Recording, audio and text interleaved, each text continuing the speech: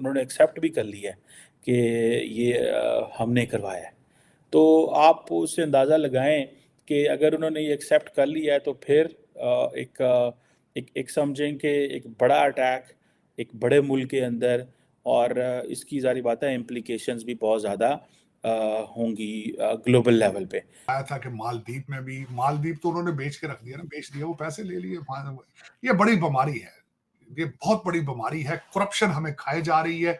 China से पैसे लेते हैं, भाईजान दुबई में मकान ले लेते हैं। तुर्कमानिस्तान है, ताजिकिस्तान है, उज़्बेकिस्तान है, कज़ाकिस्तान है, और ये सारे जो ममालिक हैं ये मेजॉरिटी मुस्लिम ममालिक हैं। तो रशिया इस हवाले से बड़ा अलर्ट रहता है कि यहाँ से उनको जो ट्रांसनेशनल टेररिस्ट ऑर्गेनाइजेशंस हैं वो अटैक कर सकती हैं। कश्मीर का एक हमने एक हुआ खड़ा करके रखा हुआ है। मैं 50 प्लस हो गया हूँ, तो बचपन से हम भी सुनते चले आ रहे हैं कि कश्मीर बनेगा पाकिस्तान और कश्मीर आजाद होगा। मोदी ने आने के बाद आप देखेंगे किस कदर चेंजिंग लेकर आया है। गुर्दे तो ले जा चुके हैं चाइनीज, अब जो पीछे कोई लिवर विवर बचा है उनका वो भी निकालेंगे श्रीलंका का। भूल जाते हैं श्रीलंका वाले के जब बैंक्रप्सी के सर पे थे, सबसे पहले जिन्होंने मदद की थी वो भारत ने की थी। पॉलिसी उसका जयशंकर है, आई थिंक वो फॉरेन मिनिस्टर, वो किस तरह वो धमाकेदार स्टेटमेंट देता है अमेरिका के फॉरेन मिनिस्टर के मुंह पे वो जिस तरह का वो बात छोड़ते हैं, जो दिल करे, नो टेंशन। एक अटैक हुआ है मॉस्को का, एक क्रॉकस सिटी हॉल है वहाँ पे मॉस्को में, जिसको आईएस के जो ISIS खुरासान जो है उसने उसकी रिस्पॉन्सिबिलिटी ली है।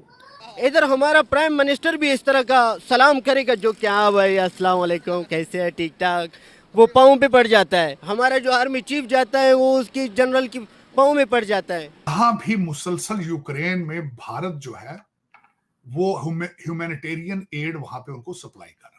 जो इसमें अंदर जो लोग हैं वो वही हैं जो अलकायदा और तहरीक तालिबान पाकिस्तान के थे, और ये वो फाइटर्स हैं जो इसके अंदर हैं, और ये ज़्यादातर वो थे जो जिनको अब डिफेक्टर्स कह लेते हैं जो, ठीक है ना। तो अब उनकी हमदर्दी और सिंपैथीज टोटल जो होती है ना वो अफगानिस्तान के साथ होती है।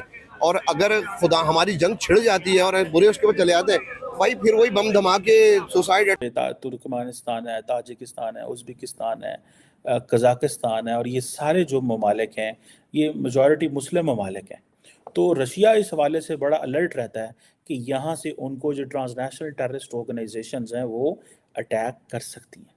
अब ये सुनने में आया कि ये उन्होंने एक्सेप्ट भी कर लिया है कि ये हमने करवाया है। तो आप उससे अंदाज़ा लगाएं कि अगर उन्होंने ये एक्सेप्ट कर लिया है तो फिर एक समझें कि एक बड़ा अटैक एक बड़े मुल्क के अंदर, और इसकी ज़ाहिर बात है इम्प्लीकेशंस भी बहुत ज़्यादा होंगी ग्लोबल लेवल पे। कैसे इसको चीज़ें आइंदा चलती हैं, मुस्तकबिल क्या बनता है, ये एक है, आपको पता है ये एक ट्रांसनेशनल सलाफ़ी जहादिस्ट ऑर्गेनाइजेशन है। इसको UN ने भी डेजिग्नेट किया हुआ है एज ए टेररिस्ट ऑर्गेनाइजेशन। और लेकिन इसका प्रॉब्लम ये है कि ये फेथ बेस्ड मिलिटेंट्स हैं, और जो फेथ बेस्ड मिलिटेंट्स होते हैं उनसे आप उनको कैसे डी रेडिकलाइज करना है। और जैसे मैंने आपको शुरू में बताया कि ये लोग these are the defectors of Al Qaeda and Tehreek Taliban के। अगर अलकायदा ये छोड़ के और इस्लामिक स्टेट में आए हैं या TTP छोड़ के आए हैं, उसकी बहुत सारी मल्टीपल रीजंस होती हैं why they leave. Once a group leader is targeted and then there is a question of hierarchy, then who is going to be the next अमीर of the group।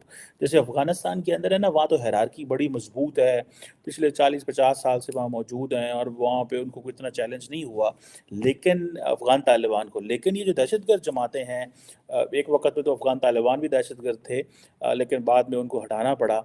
अब अलकायदा जो है दहशतगर्द जमात है, अगर वहाँ पे किसी टॉप लीडर को मारा गया तो उसके बाद कौन है?